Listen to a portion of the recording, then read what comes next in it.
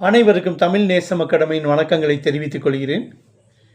டிஎன்பிசியோட புது சிலபஸ் படி திருக்குறளில் 20 அதிகாரம் தான் இருக்குது அப்படின்னு சொல்லிட்டாங்க. அதை நாங்கள் ஏற்கனவே ஒரு வீடியோவில் கொடுத்துருக்கேன், என்னென்ன அதிகாரங்கள் இருக்குது அப்படிங்கிறத. சரிங்களா? அந்த வீடியோ பார்த்து அதில் என்னென்ன அதிகாரங்கள் இருக்குது, 20 அதிகாரங்கள் எது அதில் மட்டும்தான் கொஸ்டின் கேட்பாங்க. ஸோ அது என்னென்ன அதிகாரங்கள் அப்படிங்கிறத கொடுத்துருக்கோம், அதை பார்த்து தெரிஞ்சுக்கோங்க. அந்த அதிகாரத்திலேருந்து ஒவ்வொன்றா நம்ம என்ன செய்யலாம், வீடியோ பார்க்கலாம். இன்றைக்கி நம்ம பார்க்க போகிற அதிகாரம் ஒழுக்கமுடைமை. சரிங்களா? அதில் உள்ள குறள்களை பார்க்க போகிறோம். ஃபஸ்ட்டு, ஒழுக்கம் விழுப்பம் தரலான், ஒழுக்கம் உயிரினும் ஓம்பப்படும். சரியா? இதில் என்ன அப்படின்னா, நல்லா கவனிச்சிக்கோங்க, திருக்குறளை நல்லா பார்த்துக்கோங்க. அதே மாதிரி திருக்குறளில் ஒவ்வொன்றையும் பொருள் எல்லாமே கொடுத்துருப்போம். பொருளை நல்லா என்ன செஞ்சுக்கோங்க, புரிஞ்சு படிச்சுக்கோங்க.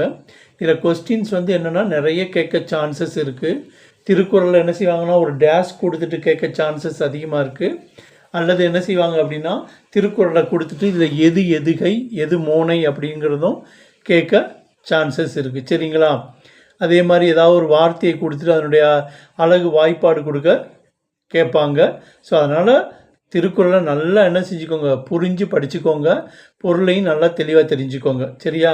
அப்போனா தான் அதில் எந்த கொஸ்டின் கேட்டாலும் ஒரு இடத்துல டேஷ் விட்டால் கூட அந்த இடத்துல என்ன வருங்கிறது உங்களுக்கு டக்குன்னு என்ன செஞ்சிடலாம், ஃபில் பண்ணிடலாம். சரிங்களா?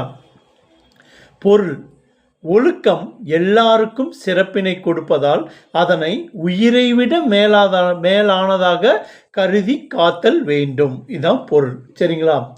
இதில் சொற்பொருள்: விழுப்பம் சிறப்பு, ஓம்பப்படும் காத்தல் வேண்டும்.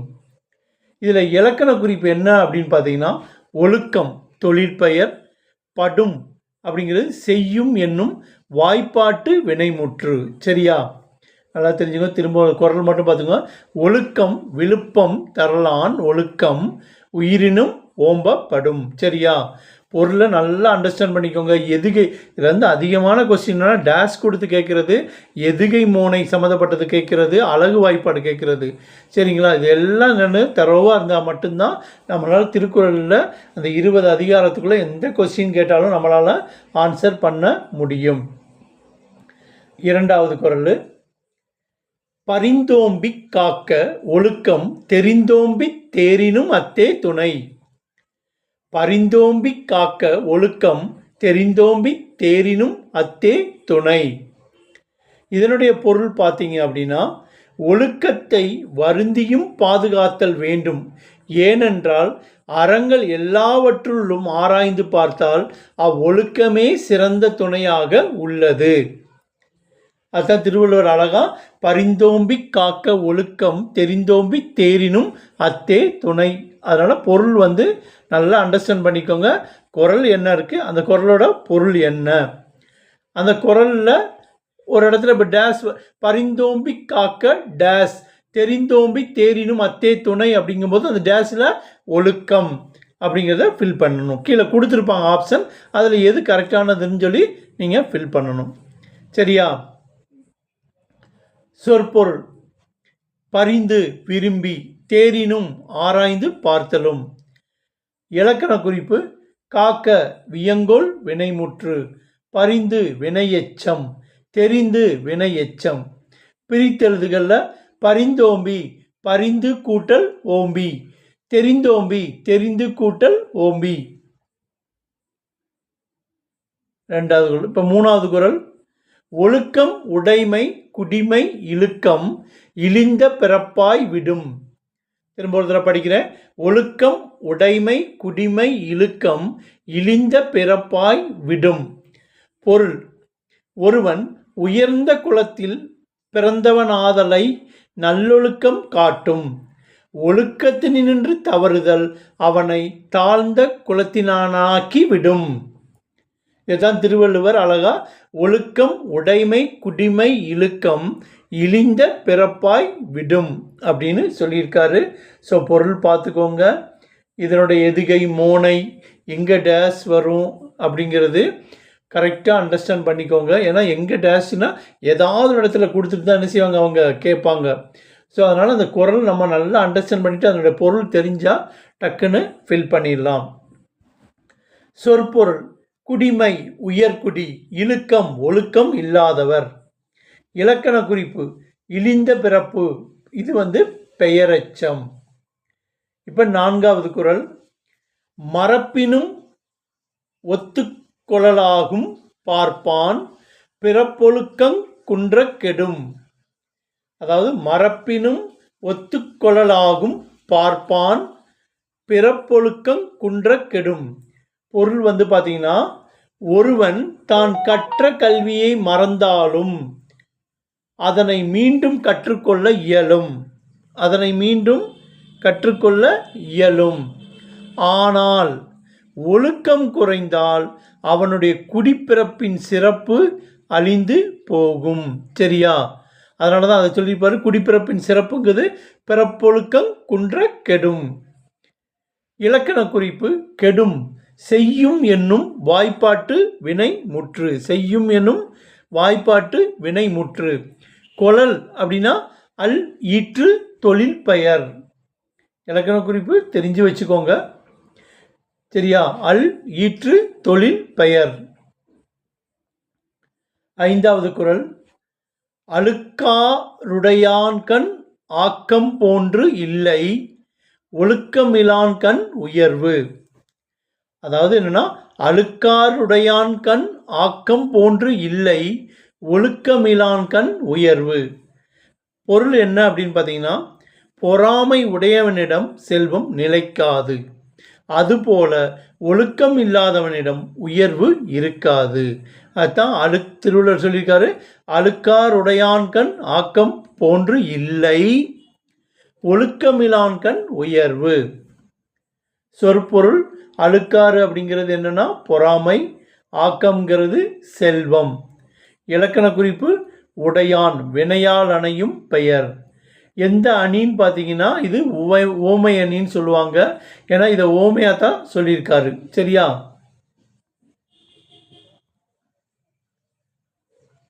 அடுத்தது 6, ஒழுக்கத்தின் ஒல்கார் உறவோர் இழுக்கத்தின் ஏதம் படுபாக்கறிந்து. ஒழுக்கத்தின் ஒல்கார் உறவோர் இழுக்கத்தின் ஏதம் படுபாக்கறிந்து. ஒழுக்கம் தவறுதலால் ஏற்படும் குற்றங்களை நன்குணர்ந்த மன வலிமை மிக்கோர் அவ்வொழுக்க நெறியிலிருந்து சிறிதும் விலக மாட்டார். சரியா? பொருள் நல்லா கவனிச்சுக்கோங்க. திரும்ப திரும்ப சொல்கிறது என்னென்னா, திருக்குறள் அதனுடைய பொருள் நல்லா பார்த்துக்கோங்க. சரியா? ஏன்னா இதில் வந்து என்னென்ன ஏற்கனவே ஒரு தடவை சொன்னால் இப்போ திரும்ப ஒரு தடவை சொல்லிடுறேன். குறளில் எந்த இடத்துல டேஸ் போட்டு வேணாலும் உங்களுக்கு கேட்கலாம். அதனால் அந்த இடத்துல என்ன வருங்கிறது அந்த திருக்குறள் நல்லா தெரிஞ்சால் மட்டும்தான் உங்களால் ஃபில் பண்ண முடியும். அதுக்கு அடுத்தது பொருள் தெரியணும். ஏன்னா பொருள் தெரிஞ்சால் தான் எதுகை மோனம் எந்த இடத்துல வருது. சில குறள்களில் அழகு வாய்ப்பாடு கேட்பாங்க. அது ஏற்கனவே நீங்கள் பார்த்துருப்பீங்க. இல்லாட்டா நாங்கள் அதுக்கு ஒரு தனியாக ஒரு வீடியோ கொடுக்குறோம். அதுவும் நீங்கள் என்ன செய்யணும், தெரிஞ்சிருக்கணும். சொற்பொருள், ஒல்கார் விலக மாட்டார், உறவோர் மன வலிமையுடையோர், ஏதம் குற்றம். இலக்கண குறிப்பு உறவோர் வினையால் அணையும் பெயர். உறவோர் வினையால் அணையும் பெயர். 7வது குறள், ஒழுக்கத்தின் எய்துவர் மேன்மை இழுக்கத்தின் எய்துவர் எய்தா பழி. ஒழுக்கத்தின் எய்துவர் மேன்மை இழுக்கத்தின் எய்துவர் எய்தா பழி. இதனுடைய பொருள் என்ன அப்படின்னா, ஒழுக்கமுடையோர் மேன்மை அடைவர், ஒழுக்கம் இல்லாதவர் அடையக்கூடாத பழியை அடைவர். அதனால தான் திருவள்ளுவர் சொல்லியிருக்காரு, ஒழுக்கத்தின் எய்துவர் மேன்மை அடைவர், இழுக்கத்தின் எய்துவர் எய்தா பழி அடையக்கூடாத பழியை அடைவர். சொற்பொருள் எய்துவர் அடைவர். இலக்கண குறிப்பு எய்தா பழி ஈறுகட்ட எதிர்மறை பெயரெச்சம். எய்துவர் பலர்பால் வினை முற்று. அடுத்து 8வது குறள், நன்றிக்கு வித்தாகும் நல்லொழுக்கம் தீயொழுக்கம் என்றும் இடும்பை தரும். எல்லாருக்குமே தெரிஞ்ச குறள் தான். நன்றிக்கு வித்தாகும் நல்லொழுக்கம் தீயொழுக்கம் என்றும் இடும்பை தரும். சரியா? இடும்பைனா துன்பத்தை. பொருள் வந்து பாருங்க, நல்லொழுக்கமானது நன்மைக்கு காரணமாகும், தீயொழுக்கம் எப்பொழுதும் துன்பத்தை கொடுக்கும். அதான் திருவள்ளுவர் சொல்லிக்காரு, நன்றிக்கு வித்தாகும் நல்லொழுக்கம், நல்லொழுக்கமான நன்மைக்கு காரணமாகும், தீயொழுக்கம் என்றும் இடும்பை தரும். தீயொழுக்கம் எப்பொழுதும் துன்பத்தை கொடுக்கும். சொற்பொருள்: இடும்பை துன்பம், வித்து விதை. இலக்கண குறிப்பு: நல்லொழுக்கம் பண்புத்தொகை, தீயொழுக்கம் பண்புத்தொகை. 9வது குறள்: ஒழுக்கமுடையவர்க்கு ஒல்லாவே தீய வழுக்கியும் வாயாற் சொலல். ஒழுக்கமுடையவர்க்கு ஒல்லாவே தீய வழுக்கியும் வாயாற் சொலல். பொருள்: நல்லொழுக்கம் உடையோரால் தவறியும் தம் வாயால் தீமை தரும் சொற்களை சொல்ல இயலாது. அதான் திருவள்ளுவர் சொல்லியிருக்காரு, ஒழுக்கமுடையவர்க்கே ஒல்லாவே தவறியும் கூட என்னது தீய வழுக்கியும் தம் வாயால் தீமை தரும் வாயார் சொலல் சொற்களை சொல்ல இயலாது. சொற்பொருள்: ஒல்லாவே இயலாது. இலக்கண குறிப்பு: சொலல் தொழில் பெயர். 10வது குறள்: உலகத்தோடு ஒட்ட ஒழுகல் பலகற்றும் கல்லார் அறிவிலாதார். உலகத்தோடு ஒட்ட ஒழுகல் பலகற்றும் கல்லார் அறிவிலாதார். பொருள்: உலகத்தோடு ஒத்து வாழ கல்லாதவர். உலகத்தோடு ஒட்ட ஒழுகல், சரியா, ஒத்து வாழ கல்லாதவர் எவ்வளவுதான் பல கற்றும் கல்லார் அறிவிலாதார். கற்றிருந்தாலும் அறிவிலாதார், அறிவில்லாதவரே ஆவார். அதுதான் திருவள்ளுவர் அழகா உலகத்தோடு ஒட்ட ஒழுகல் பல கற்றும் கல்லார் அறிவிலாதார். சொற்பொருள்: உலகம், உயர்ந்தோர், ஒட்ட பொருந்த, ஒழுகல் நடத்தல், வாழ்தல். சரிங்களா? இன்னைக்கு நம்ம பார்த்தது என்ன அப்படின்னு பார்த்தீங்கன்னா, இந்த 20 அதிகாரம் டிஎன்பிஎஸ்சி புது சிலபஸில் கொடுத்தது ஏற்கனவே ஒரு வீடியோவில் என்னென்ன அதிகாரம்னு சொல்லியிருக்கேன். சரியா, அதை பார்த்துக்கோங்க. அது அந்த வரிசையாக இருக்கும் அதிகாரம். அதில் நம்ம இன்றைக்கி பார்த்தது முதல் அதிகாரம் ஒழுக்கமுடைமை. சரியா, அதை பற்றி தான் பார்த்துருக்கோம். இதில் உள்ள குறள்களை பார்த்துட்டோம். திரும்பவும் ஒரு தடவை சொல்கிறேன், ஒவ்வொரு அதிகாரமும் நம்ம பார்க்க தான் போகிறோம். ஒவ்வொரு வீடியோவாக போட்டுக்கிட்டே இருப்போம். நீங்கள் மறக்காமல் என்ன செய்யுங்க, சப்ஸ்கிரைப் பண்ணி வச்சுக்கோங்க. அப்போனா தான் அடுத்தடுத்து வர்ற வீடியோக்களை நீங்கள் தொடர்ச்சியாக என்ன செய்ய முடியும், பார்க்க முடியும். சரியா, அந்த வீடியோ லைக் பண்ணுங்கள், ஷேர் பண்ணுங்கள், சப்ஸ்கிரைப் பண்ணுங்கள். உங்கள் ஃப்ரெண்ட்ஸ், உங்கள் ரிலேட்டிவ்ஸ், உங்கள் எக்ஸாம் தெரிஞ்சவங்க யாராவது எக்ஸாம் ப்ரிப்பேர் பண்ணிட்டாலும் அவங்களுக்கும் கொஞ்சம் சென்ட் பண்ணுங்கள். அவங்களுக்கு இது ரொம்ப யூஸ்ஃபுல்லாக இருக்கும். சரியா, மறக்காமல் சப்ஸ்கிரைப் பண்ணுங்கள். அதே மாதிரி எங்களுடைய பழைய வீடியோக்களை பார்க்கணும்னா ஒவ்வொரு வீடியோக்களையும் டெஸ்கிரிப்ஷன் கொடுத்துருப்போம், லிங்க் கொடுத்துருப்போம். அதை கிளிக் பண்ணி பழைய வீடியோக்களையும் நீங்கள் பார்த்து தெரிஞ்சுக்கோங்க. சரியா, நன்றி, வணக்கம்.